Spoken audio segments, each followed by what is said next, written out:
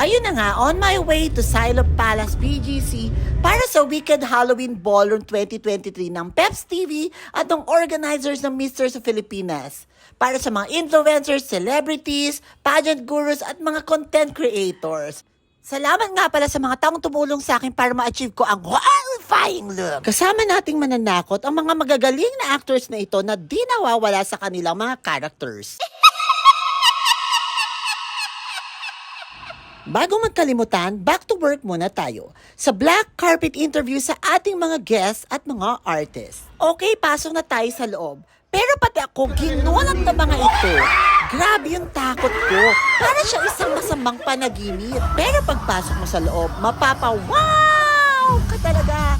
Ang ganda, ang saya. Party-party na kami lahat talaga.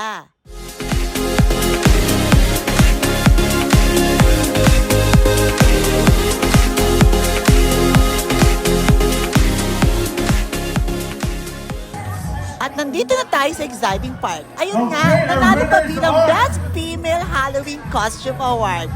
Tenten Rodriguez. Sobrang sakripisyo ang costume na ito, but worth it. Ang ginawa ko na lang after, nagpunta ako sa Spacol. Pagkatapos nun, party-party na naman tayong muli.